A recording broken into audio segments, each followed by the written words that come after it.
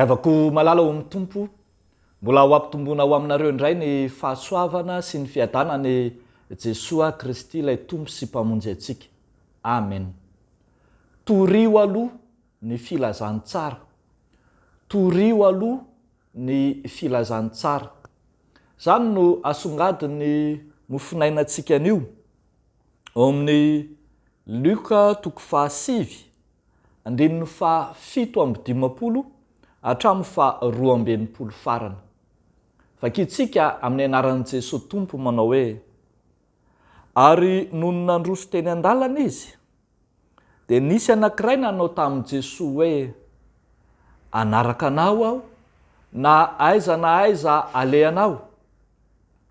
Fa ho Jesosy taminy: ny amboôlo manandavaka, ary ny voromanidina manana fialofana, fa ny zanak'olona tsy mba manana izay hipetrahany lohany. Ary hoy izy tamin'ny anankiray koa: manaraha ahy. Fa ho kosa izy: tompoko, aoka aho aloha andehandevina ny raiko.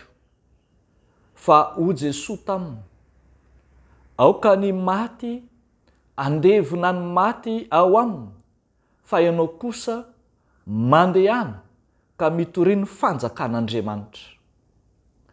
Ary hoy ny anankiray koa: tompoko, anaraka anao ihany aho, fa aoka aloha andehanao velomany ao an-tranoko.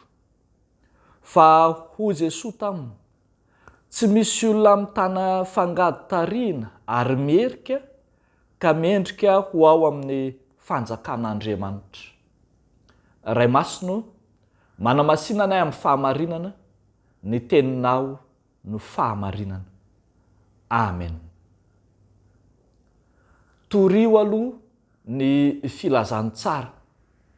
Ny filazantsara ny fanjakan'Andriamanitra, zany no lahara-pahamehana amin'ny Jesosy Kristy. Ny fitoriana ny filazantsara izay mitory fampibebahana sy fahamarinana. Ny filazantsara izay mamonjy izao tontolo izao, zany no maika, izany no lahara-pahamehana, izany no voalohan'asa asain'ny tompo atao, satria maika ny famonjena, te hamonjy izao tontolo izao Andriamanitra. Aza tonotsika mantsy fa raha miresaka hoe filazantsara isika, dia i Jesosy Kristy mihitsy, lay nanolotra ny tenany teo amin'ny hazo fijaliana ho famonjena izao tontolo izao. Io no filazana tsara na vaovao mahafaly ho antsika. Ka ny fitoriana ny filazantsara dia fitoriana ny famonjena izay efa nentin'i Jesosy Kristy ho antsika. Ambara arak'izany fa ambony noho ny fahamboniana rehetra ny famonjeny Jesosy Kristy. Ho an'ireo sokajon'olona te hanaraka sy nantsoina hanaraka ny tompo. Atsika mantsy misy sokajon'olona samy hafa voalaza eto. Eo ireo izay te hanaraka ny tompo ka manaiky sy mivalovalo mihitsy fa anaraka anao a, naizanaiza alehanao. Ny filazantsara araka amin'ny Mateo dia miteny fa mpanora-dalàna ireny olona ireny. Ao ireo sokajon'olona izay ny tompo indray no miantso azy, ny tompo no misarika ny fiantsoana ka miteny hoe avia anaraka na hoe manaraha ahy. Ary eo ireo izay olona izay voafetra ny fepetra samihafa ka te hanaraka ny tompo, fa mametraka ny fepetrany hoe anaraka anao ihany aho, saingy izao na izatsy. Rehefa mijery ny valitenin'ny tompo isika amin'ireo sokajon'olona telo ireo, dia mazava neny Jesosy ny filazantsara aloha ny fitoriana ny fanjakan'Andriamanitra aloha. Na inona valitenin'izy ireo hitantsika tsara fa maika alohan'ny izay fiheverana ny tena manokana. Aiza moa zany no hipetraka, aiza moa zany no onina, aiza no hipetrahany loha ambony no ny fieritreretana an'izany ny fitoriana ny filazantsara ny fanjakan'Andriamanitra. Misy ireo izay sokajin'olona mametraka ho ambony ny fomba sy ny fanao, eny ny heverina fa sotoavina ny fiarahamonina, ny fandevenana, ny fiarabana. Tsy ilavin' Jesosy marindrano akory zany, fa te hiteny kosa Jesosy fa ny filazantsara aloha. Rehavako malala ao amin'ny tompo. Ny fitoriana filazantsara dia fitoriana sy fandraisana andraikitra tsy misy fepetra, tsy tedavana tamby na tombotsoa, ary tsy hijerenao ny toeranao manokana ka heveranao ny amin'izay fiahiana maha olona na hitakinao ny amin'ny fiheverana ny hoavinao, fa an'Andriamanitra zany. Eny ny fitoriana filazantsara dia amoizana ny zavatra maro, eny na dia heverina fa maharary aza, heverina fa zava-dehibe aza. Ary zany anie nahatonga an'i Jesosy ihany ny teny hoe na iza ny mahafoy, na ray na reny na zanaka no ny amiko sy ny filazantsara, dia andray avy zato eny amin'izao fiainana izao, ary amin'ny ho avy dia fiainana mandrakizay.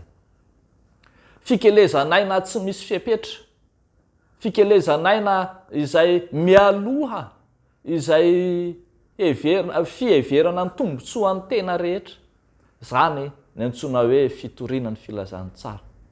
Zany anie no nahatonga ny apôstôly Paoly hiteny manao hoe tsy ataoko zavatra akory ny haiko hitory ny filazantsara ny fanjakan'Andriamanitra, fa lozako raha tsy mitory ny filazantsara. Misy ireo sokajin'olona sasany izay nianahana teo anatrehan'ny fitoriana na nitady izay ho an'ny tenany aloha, hoe izay tsy hatafiditra lalina na izay tsy hampidi-kizo no atao.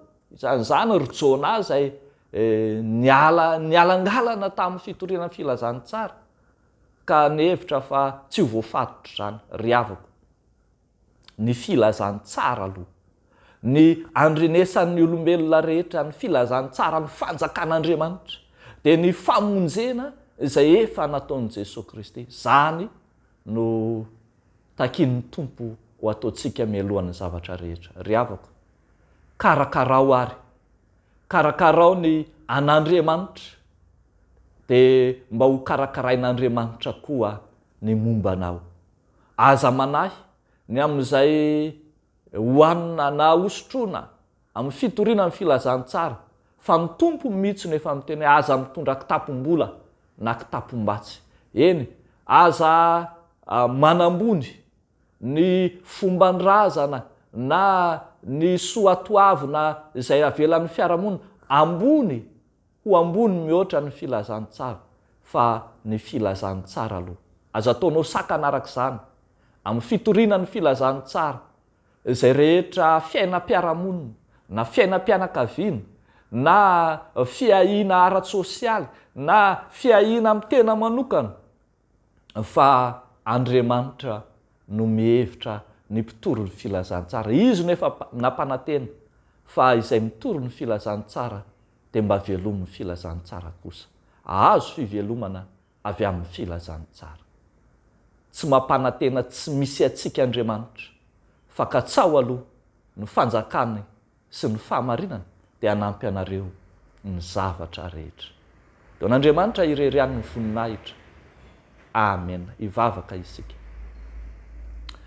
Rainay masina sy tsara indrindro, tsaronay tokoa ny nanaovanao zava-dehibe ny fanjakan'Andriamanitra, ka na fonao na dia ny tenanao aza na dia ny ainao aza mba amonjena izao tontolo izao. Ndreto izay Tompo, mitondra anay sy ny fiarahamonina misy anay, ny fanomponay mba ho anao Andriamanitra. Vonona izay Tompo amin'ny fanarahana anao, ny fanambarana ny filazantsara anao tsy misy fepetra satria baikonao zany. Raha ankehitriny dia apetrakay ampelantananao ny fiainan'ireo fiarahamonina manodidina anay, ny fiainan'ny fiangonana, ireo kristianina zanaka mino malalanao ao anatin'ny fahoriana, ao anatin'ny fizahan-toetra, ao anaty olana, ary misy Tompo no tafasaraka makavana noho ny amin'ny antony maro samihafa mba havanginao izy ireny mba tsy hahatsiaro ho irery fa homba azy mandrakariva ianao. Ataonay amin'ny anaran'i Jesosy zany mivavaka izany misaotra raha io. Amen.